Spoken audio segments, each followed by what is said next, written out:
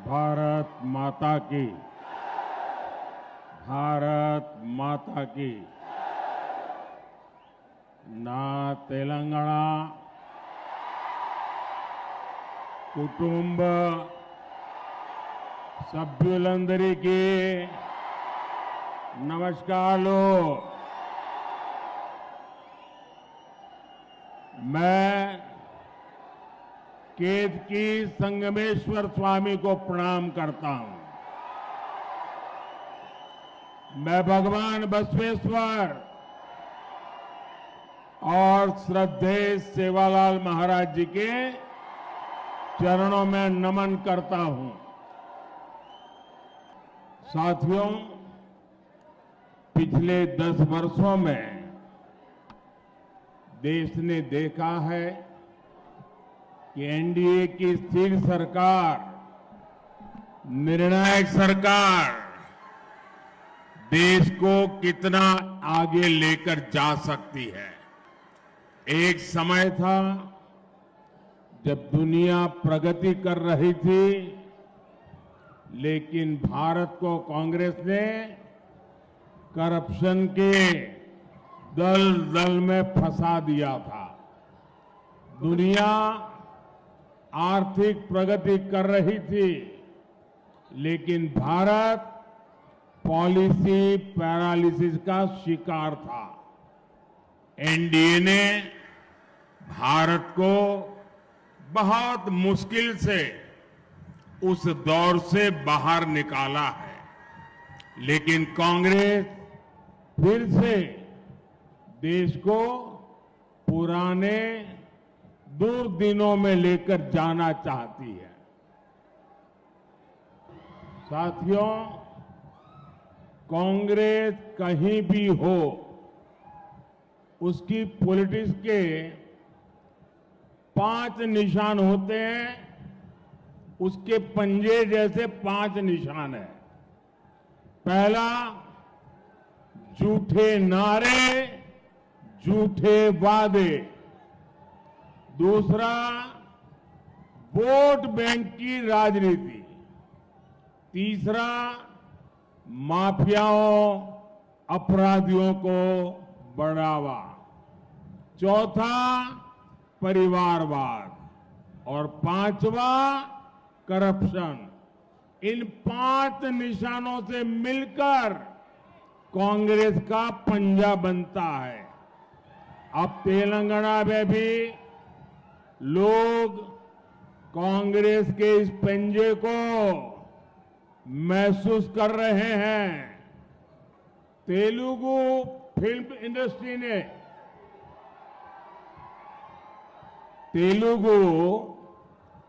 Industry ने भारत को triple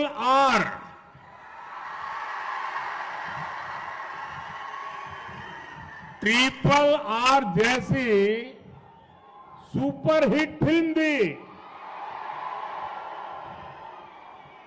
लेकिन आज तेलंगाना कांग्रेस ने राज्य के लोगों को RRR टैक्स दे दिया है।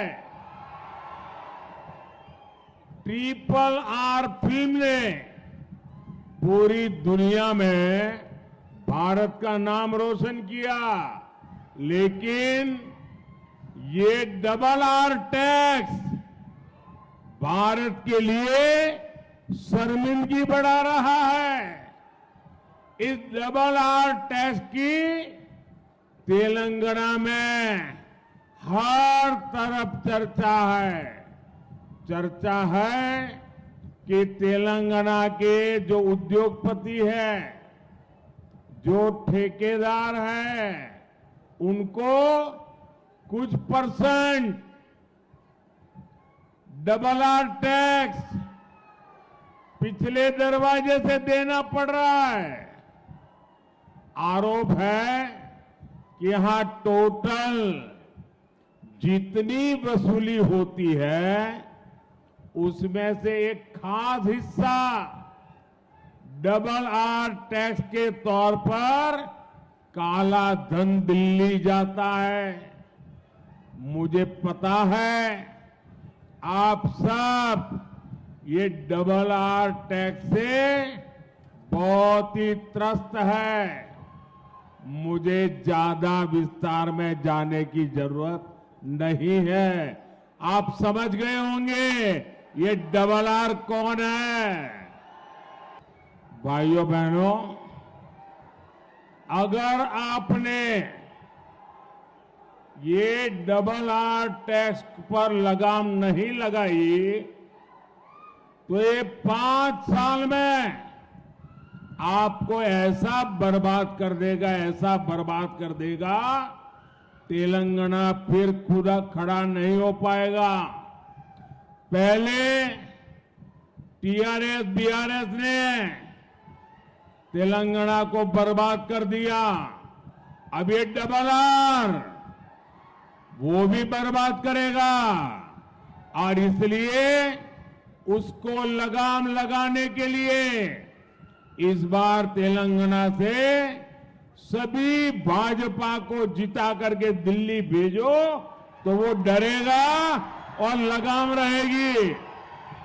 साथियों, कांग्रेस पार्टी ने आपको लूटने के लिए एक और नया तरीका निकाला है। अगर कांग्रेस सरकार बनी तो ये लोग इनहेरिटेंस टैक्स लाने की बात कर रहे हैं, यानी आपकी जीवन भर की कमाई, आपने जो बचा करके रखा है, जिंदगी भर मेहनत करके जो कमाया है, और आपकी इच्छा है कि मरने के बाद ये आपकी संपत्ति, आपने जो कमाया है वो आपके संतानों को मिले। लेकिन कांग्रेस ऐसा टैक्स लाने वाली है कि अब आपने जो कमाया है वो पूरा का पूरा आपके बच्चों को नहीं दे सकेंगे। आधे से ज्यादा 55% ये कांग्रेस ने वसूल करने की योजना बना ली है। आपको कांग्रेस के इन खतरनाक इरादों से सावधान रहना है। पहले बीआरएस ने तेलंगाना को लूटा और अब कांग्रेस वाले लूट रहे हैं। आप देखिए, बीआरएस ने कालेश्वरम प्रोजेक्ट का इतना बड़ा स्कैम किया। जब कांग्रेस विपक्ष में थी तो सरकार बनने के बाद इसकी जांच करने की बातें कर रही थी, लेकिन जैसे ही सरकार बनी कांग्रेस कालेश्वरम स्कैम की फाइलें दबाकर बैठ गई।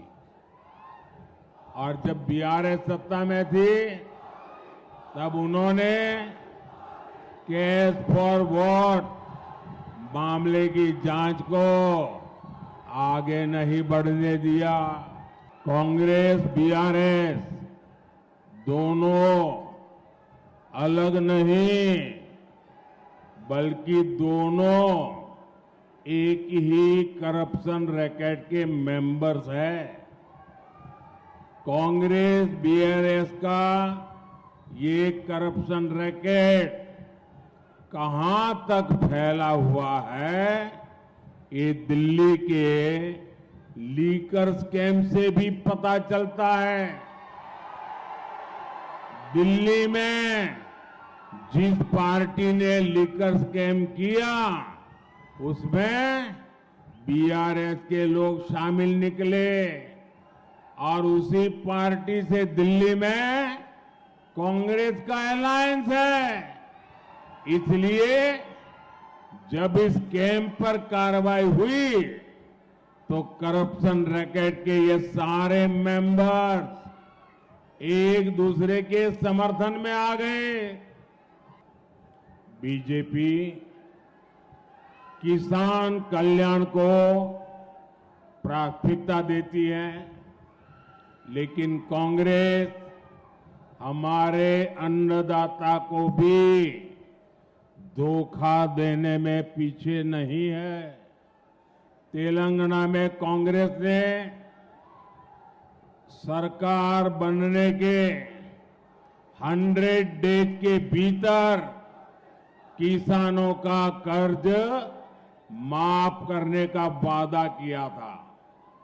वो वादा आज तक पूरा नहीं हुआ। पैडी पर 500 रुपये पर क्विंटल देने का वादा भी इन्होंने किया था। अब ये उस वादे के बारे में भी मुंह पे ताला लगा दिया है, बोलने को तैयार नहीं है।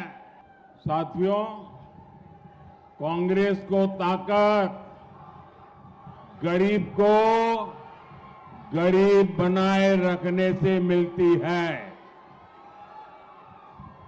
तेलंगाना के मेरे नौजवान साथियों, आपका प्यार इतना है, आपका उत्साह इतना है,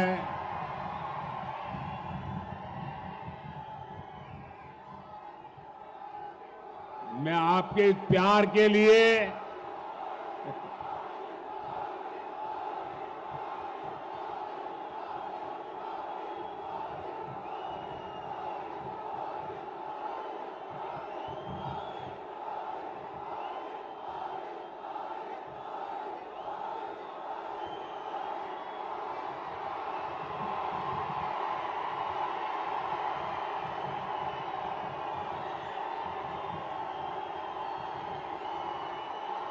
साथियों,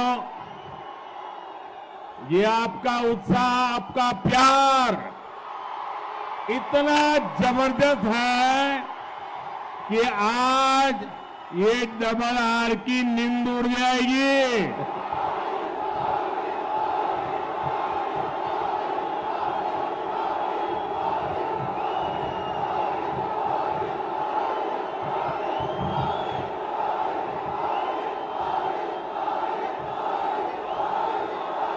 साथियों, कांग्रेस को ताकत गरीब को गरीब बनाए रखने से मिलती है। इसलिए गरीब, दलित, पिछड़ा और आदिवासी हो या देश की महिलाएं हो, कांग्रेस ने कभी उन्हें आगे बढ़ने नहीं दिया। साथियों, जब एक सरकार मजबूत होती है, जब एक सरकार निर्णायक होती है और एक सरकार जो सिर्फ और सिर्फ देशभक्ति से काम करती है, तो वो कैसे इतिहास रच सकती है। आप सब देख रहे हैं, अयोध्या में भव्य राम मंदिर इसका उदाहरण है। प्रभु राम मंदिर की प्रतीक्षा 500 वर्षों से थी। जो मंदिर आजादी के तुरंत बाद बनाया जाना चाहिए था, वो सपना आज दिल्ली में मजबूत सरकार होने के कारण आंखों के सामने पूरा हो गया। अब आप मुझे बताइए, ये अयोध्या में राम मंदिर बना के नहीं बना? बना के नहीं बना? किसने बनाया? किसने बनाया? किसने बनाया? ये अयोध्या का राम मंदिर मोदी ने नहीं बनाया है। ये अयोध्या का राम मंदिर आपके एक वोट के कारण बना है। आपके मजबूत वोट ने देश में से जो मजबूत वोट मिला, हमें पूर्ण बहुमत मिला और इसके कारण ये भगवान राम का मंदिर बना। हमारे लिए एक एक वोट आपके सपनों को लेकर के आता है और हमारी एक एक पल आपके सपनों को संकल्प बनाने के लिए हम खपा देते हैं। साथियों, हमारे लिए तो आपका एक एक वोट सर्वोपरि है। हमारे लिए तो आपका सपना सर्वोपरि है। कांग्रेस के लिए उनका वोट बैंक ही सर्वोपरि है। जो कांग्रेस का वोट बैंक नहीं, उसकी आस्था कांग्रेस के लिए कोई मायने नहीं रखती। इसलिए यहां तेलंगाना में हमारे पर्व त्योहारों पर रोक लगाने की कोशिश हो रही है। हैदराबाद में राम नवमी की शोभा यात्रा तक पर प्रतिबंध लगाया जा रहा है ताकि वोट बैंक नाराज ना हो जाए।